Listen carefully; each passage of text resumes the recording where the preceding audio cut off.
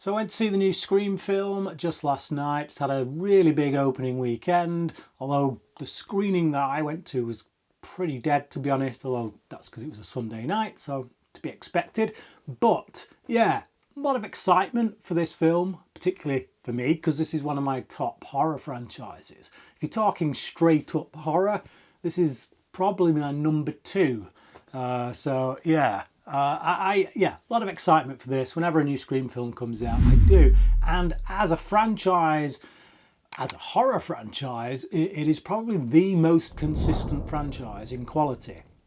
Now, I really liked the last film, Scream 5. It got me excited once again for the franchise and really wanted to see where they were going to go with this one, knowing that it went to New York, knowing that we weren't going to have Sidney Prescott back, so they really were going to zone in on these new characters that they'd created. And I got to say, it was a real big disappointment. I came out of this thinking, that's exactly what I thought. It's just, my initial reaction was just one of great disappointment. I came out of the last film feeling quite elated that we were the fourth sequel in and they were able to deliver such an amazing film. And this is from the same directors who also brought us Ready or Not, which is a really stellar horror film. So again, you know, the caliber of the people behind the camera is just, they've made some really good stuff in the horror genre. So I was all in for this. Change of tone, change of setting kind of thing. I was really in. I just find that what makes this film so disappointing is that it feels like a paint-by-numbers Scream film. You know, some of these Scream films, they've all kind of followed a very similar pattern, and they've been able to get away with it because they call it out. You know, they're very self-referential. They point out the very things that they're doing as being tropes of the horror genre, and because of that, they're kind of able to get away with it. For 4 sequels, not a fifth.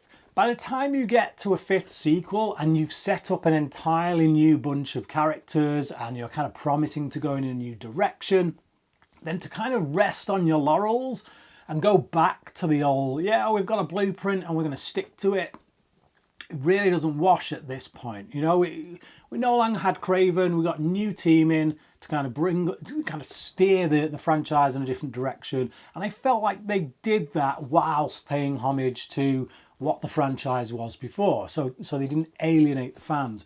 This was really the chance, really the opportunity to now take the series in a different direction. And I feel like they dropped the ball. They haven't. They've just washed, rinsed, repeated what we had before, but we've done it without Sidney Prescott, which I felt, to be honest, as a fan of that character. You know, I was all for kind of saying, you can change the cast, you can change the characters and it'll be fine. You know, a franchise doesn't hinge on one character. And I still believe the Scream franchise doesn't have to hinge on Sidney Prescott.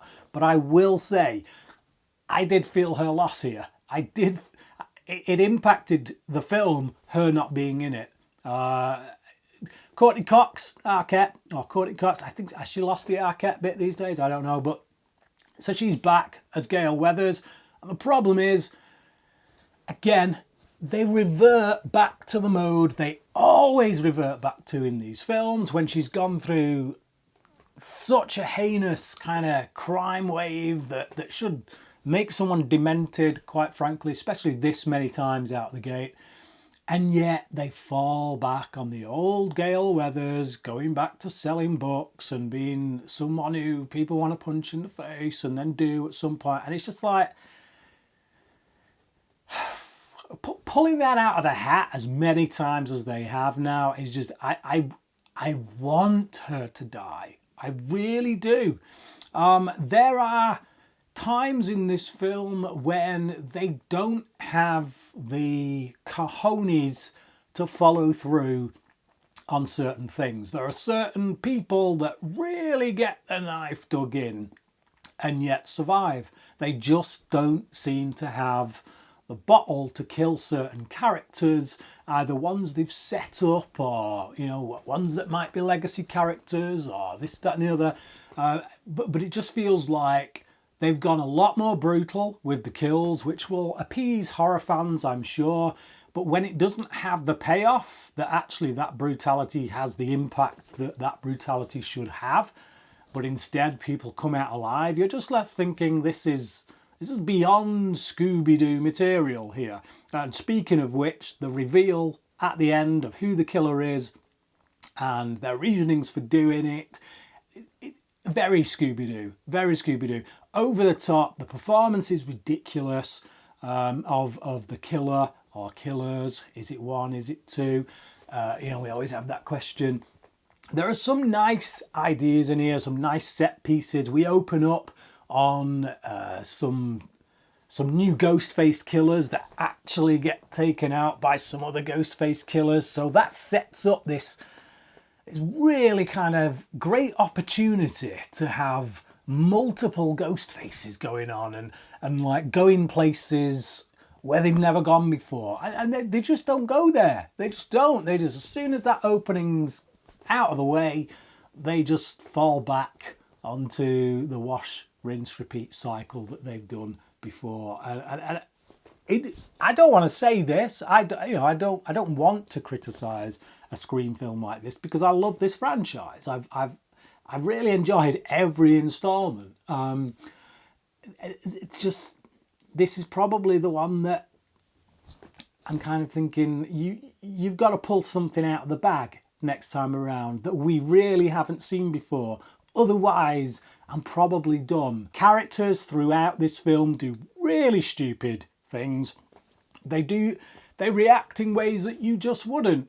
You know, how many times does someone have to punch out Ghostface or knock something over his head, smash something over his head and make him hit the deck? And rather than going in for a killer blow, they run. It's like the default position is just run. As soon as you give him one hit, you run. And there's so many times during this film where they knock Ghostface on his ass and they're in a prime position to just keep beating down on him and take him out. But instead, they run, giving him ample opportunity to get back on his feet and come back after them. It's stupid. Things that characters do, the way they use guns or don't use guns in certain cases, and you're just left scratching your head thinking that was a perfect opportunity.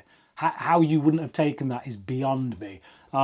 Yeah, stupid choices that just take you out of the action because you're thinking no one would do that. When I came out of the theatre and I came home, it had quite a few things going for it. I liked the setting. There was a lot of set pieces. I like a couple of the new characters that were introduced in Scream 5 and kind of come through here. Others, not so much. So I gave it a 3 on Letterboxd. I thought, you know what, it's considering it's the 6th film in a slasher horror franchise, I thought it's better than could be expected, to be honest. But given the caliber of the franchise up to this point, I can't rest on that. And on reflection, after giving it that grade last night, I think I have to drop it down to a 2.5. Was I entertained by this? Yes. Was I gripped by this, particularly through the first 2/3 of the film, when Ghostface is doing his stuff and we're not quite sure who he is, although if you're really paying attention, it really is quite obvious who it is.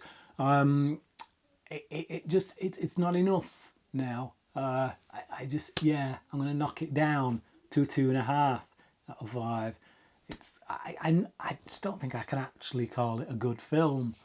I think if I watch it again, the things about it that annoyed me are probably going to annoy me even more. But that's me. What about you? Do you disagree? Have you seen the new Scream film? And if so, what did you think about it?